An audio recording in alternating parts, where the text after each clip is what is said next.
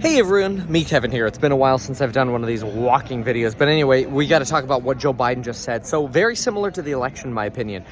Very motivating and a lot of talk about what we can do as Congress together. Unfortunately, that's not much right now because we're very divided, but I'm going to give you a summary anyway of what was said.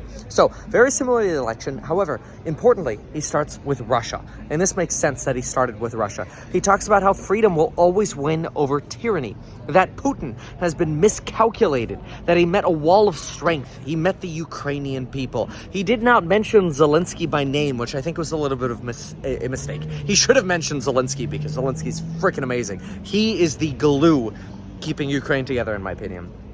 Biden says that light will win over darkness and that dictators will pay the price.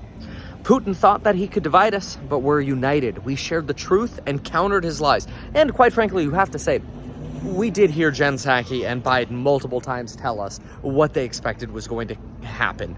And ultimately, those things did happen. So you have to give them credit for that. Biden talks about how we are choking $630 billion of assets from Putin. Now, this takes a little bit of delving into, okay? So the Russian Sovereign Wealth Fund had about $186 billion of U.S. assets, well, dollar assets, right?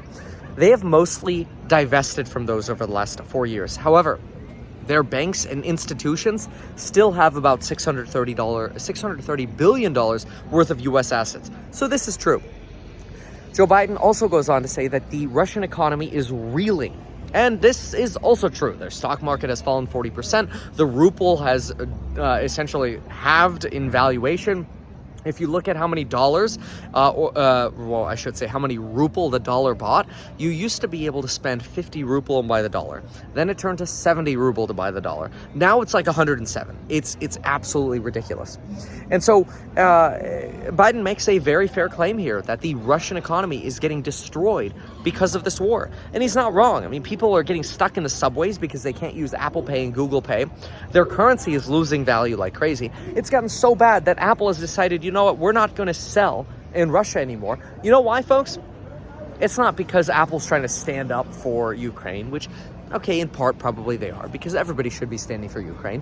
It's because, you know what people do? Is they hoard the Apple products by buying them. They use that as an inflation hedge, and then they go sell it on eBay later, and then they take away the new customers. So they just use the Apple products as an inflation hedge, right?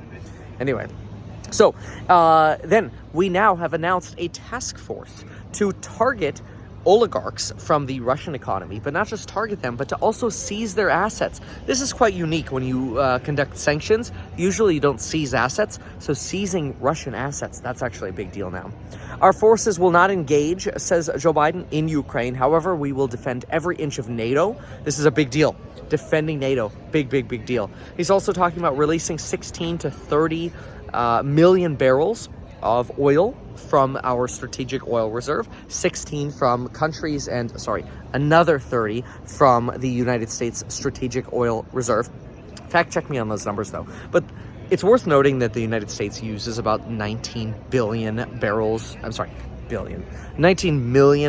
of oil per day.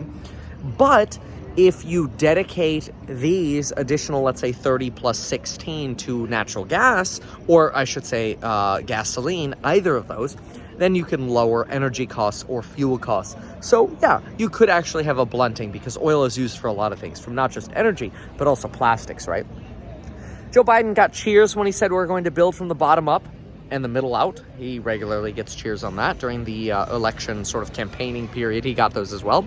He says we're going to repair 65,000 miles of roads and 1,500 bridges. We're going to build back better. And this is where he really pitches the Build Back Better plan. The problem is nobody wants the Build Back Better plan, at least on the Republican side. You're not getting any votes on the Republican side, and you're not getting Joe Manchin. Why? Because Joe Manchin today came out with a whole list of demands. And his list of demands were, we want American oil.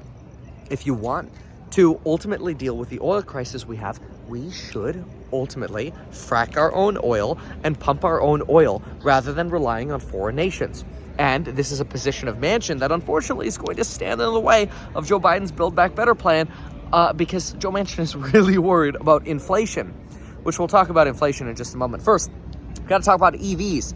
Ford got a mention for investing $11 billion in electric vehicles, creating 11,000 jobs. GM got a mention for $7 billion of an investment and 4,000 jobs. Guess what didn't get a mention? Tesla. No surprise. Come on, man. Come on. Why you gotta do that to me? Anyway, no mention of Tesla. Tesla last year spent $8 billion just on CapEx, and they create 70,000 jobs, but as usual, no mention of Tesla. Whatever. Then we talked about inflation, though. Talked about inflation. 1/3 of last year's inflation was due to cars, says Joe Biden. That's great, Joe Biden. Unfortunately, Jerome Powell told us in December of 2021 that inflation had broadened to many more sectors, and it doesn't freaking matter that inflation initially started with just cars. Joe Biden says we have a choice to drive down wages and make people poor, or here's a better idea, lower costs. Great, Joe Biden. Well, Joe Biden's answer for lowering costs is the Build Back Better plan, which he says 17 Nobel laureate winning economists say will actually lower inflation. Problem is, Republicans don't believe him. And not only Republicans don't believe him, Kyrsten Sinema and Joe Manchin are doubtful. And it's a problem. So I don't believe that Joe Biden's Build Back Better plan is going to pass anytime soon. And unfortunately, this was really his thesis for fighting inflation. He didn't talk at all about raising interest rates. He didn't talk at all about the Federal Reserve, other than saying that the Senate should confirm his Federal Reserve nominees. There was really no talk at all about interest rates or the stock market. It was focused on, we should have a $15 minimum wage. We should spend more on our Build Back Better plan. But actually, very little on actually fighting inflation. I thought that was unfortunate. However, when he talked about Build Back Better and creating more U.S. jobs and producing more jobs in America and not relying on foreign supply chains, guess what? He got a chant. He got USA, USA. But you know what the problem is? Building stuff in the USA costs more money, which means more inflation. All right. Right after that, he talked about how his plan will lower costs because we're going to build back better. We're going to cut the cost of prescription drugs, lower the cost of electric vehicles, lower the cost of Medicare by allowing Medicare to negotiate, and we're going to provide tax credits to weatherize our homes and our businesses by increasing our energy efficiency and doubling our investments into solar and wind. Look, I'm all for weatherizing. I'm all for doubling our investments into solar and wind. But let's be real. Bringing jobs to America does not lower inflation. It probably increases inflation. Then he talks about cutting the cost of childcare, how we're not going to increase taxes on individuals making under $400,000. This was just a campaign pitch regurgitated. We're going to close loopholes for the wealthy, minimum corporate tax rate. Okay, another pitch from his campaign. Then he talks about how the previous administration blew it, basically allowed individuals to steal from the pandemic relief funds. And so now we are going to create a chief prosecutor for pandemic fraud. This got a lot of cheers. Now, problem is like 300 members of that session were Democratic. So you're going to get very, very loud cheers and quiet boos. Keep that in mind. Talks about raising the minimum wage to $15, talks about extending the child tax credit, talked about how we are going to allow you to order more COVID tests by going to covidtest.gov. This was actually useful. If you want to go to covidtest.gov next week, put it on your calendar, you could order more free tests next week. So I would say maybe try Monday, Tuesday, Wednesday next week.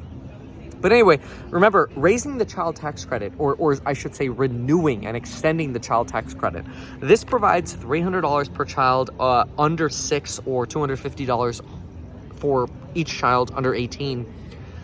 This is fine, but there are a lot of concerns that what the child tax credit is actually doing is encouraging one half of the family household, usual family dynamic, assuming that it's 2 people at home.